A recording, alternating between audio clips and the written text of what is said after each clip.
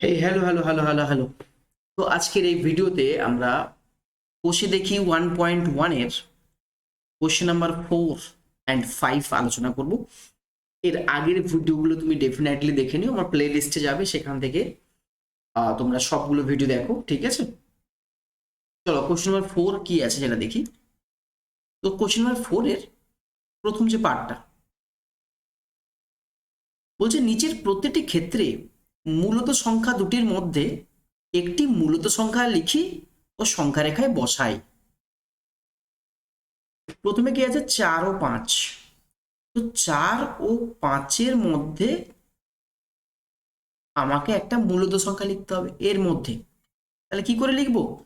খালি না, এই দুজনের গড় নিয়ে নাও, মানে মিডল পয়েন্ট, ঠিক আছে, মধ্যমান। কি হয়ে যাবে? 9/2। তাহলে সংখ্যা রেখা কেমন ভাবে বসাবো? তাহলে একটা সংখ্যা রেখা বানাবো আমরা, ঠিক আছে? তো সংখ্যা রেখায় 0, 1, 2, 3, 4, 5, এদিকে -1, -2 এরকম থাকবে। তোমাকে 4 ও 5-এর মধ্যে কে থাকলো? 9/2। তাহলে এই যে এইখানে আমাদের হয়ে গেল কত? 9/2। ঠিক আছে, 4 ও 5-এর একদম মাঝখানে তুমি বানিয়ে দিও। কথাটা বোঝা গেছে? আচ্ছা, তার মানে না, এই সেকেন্ড নম্বরটা তোমরা করে নিও, ঠিক আছে?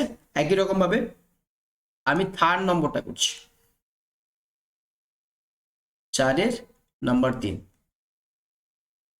তো 1/4 আর 1/2 এর মধ্যে কোন মূলদ সংখ্যা থাকবে?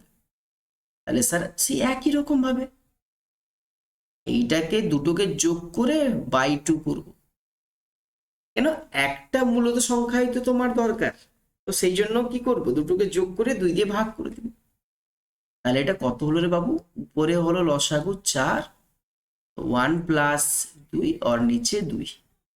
তো 3/4 ভাগ থাকলে গুণ হয়ে কি হয়ে যাবে? উল্টো হয়ে যাবে নাকি? তো অ্যাকচুয়ালি কত হলো? 3/8। ঠিক আছে, তাহলে দেখো সংখ্যা রেখা কি করে আমরা এটাকে স্থাপন করব, ভালো করে সবাই দেখবে। ফার্স্টে তো বলো 1/4 আর 1/2, এটা 0, এটা 1, এটা 2, এটা -1। ভালো করে দেখো। আচ্ছা, 1/4 সেটাও তো 1-এর থেকে ছোট, আর 1/2 সেটাও তো 1-এর থেকে ছোট, রাইট? তাহলে আমরা একটা কাজ করি, দেখো, যেহেতু এটা 1/4 আর 1/2 কে আমরা কি লিখতে পারি বাবা? 2/4। তাহলে 1/4, 2/4, 3/4 এরকম করে চলবে।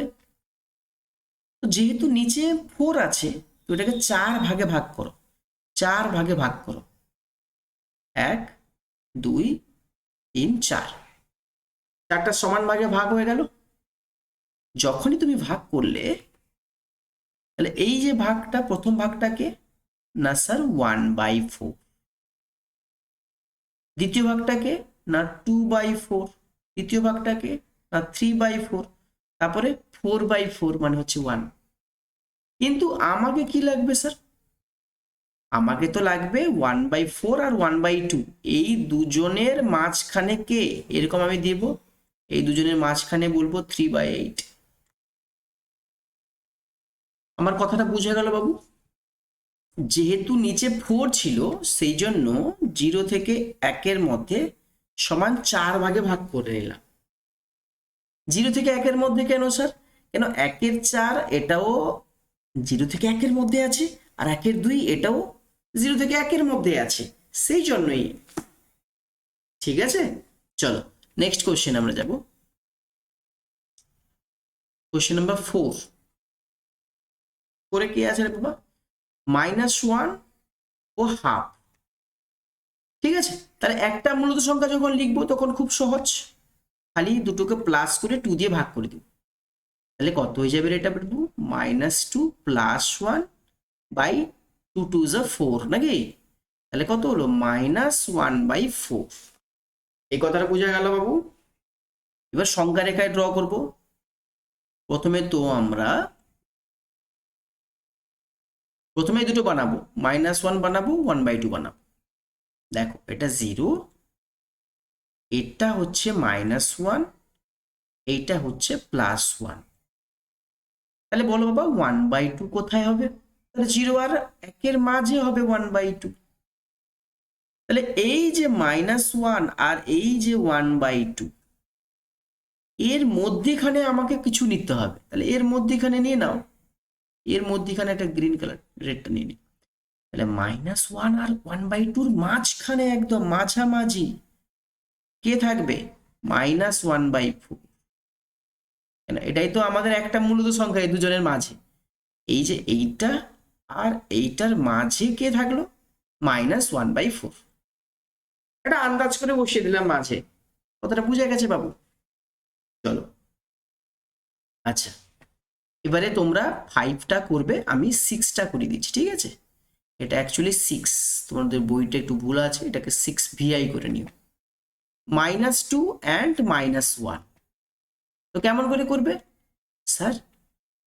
-2 প্লাস -1/2, তাহলে -3/2।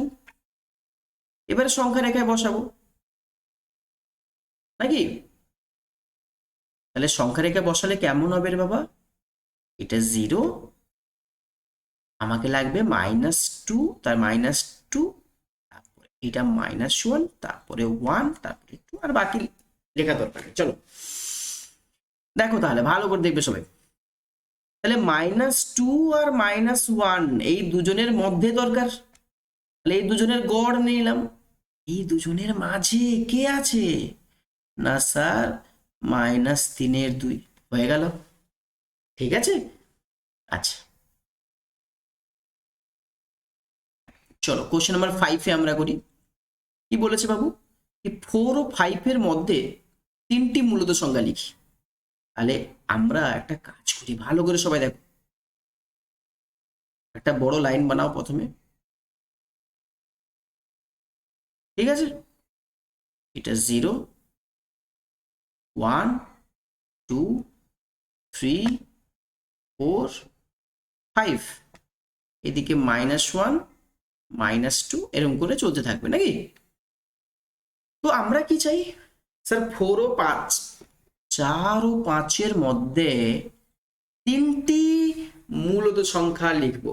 মন দিয়ে দেখো প্লিজ, এখানে বলেছে 3টি মূলত সংখ্যা। সেই জন্য আমি কি টেকনিক শিখিয়েছিলাম না, হরে তুমি 4 লেখো, যা বলবে একটা বেশি। যদি বলতো 5টি মূলত সংখ্যা, তাহলে হরে সবাই 6 লিখতে। কত লিখতে? 6। আমি এটাকে 3 মেথড বলে দিয়েছি, 3টা মেথডকে চেক করো ভিডিওতে, ঠিক আছে? তো আচ্ছা আমাকে বলো, কত বাই 4 করলে 4 পাওয়া যায়? Something by 4 is equal to 4, তো 4 4 16। সামথিং বাই 4 ইকুয়াল টু 5, তো 5 4 কত? 20। তাহলে 16/4 আর 20/4-এর মধ্যে 3টি মূলত সংখ্যা বলো কি কি? স্যার 17/4, 18/4, 19/4 হয়ে গেল। তাহলে 4 আর 5-এর মধ্যে প্রথমে তোমার কাজ হচ্ছে সমান 4 ভাগে ভাগ করো। তার জন্য তোমাকে 3টা এরকম পয়েন্ট করতে হবে। দেখো 1 2 3 4, 4 ভাগে ভাগ হয়ে গেল। প্রথম পয়েন্টটা কত হলো? 17/4। তারপরটা কত হলো? 18/4। তারপরটা কত হলো রে বাবা? 19/4। তো 3টা আমি এরকম মূলত সংখ্যাকে আমি সংখ্যা রেখায় লিখে দিলাম, ঠিক আছে? চলো বাকি আমরা নেক্সট ভিডিওতে করব, ভালো করে এগুলো প্র্যাকটিস করো, ঠিক আছে? চলো বাই।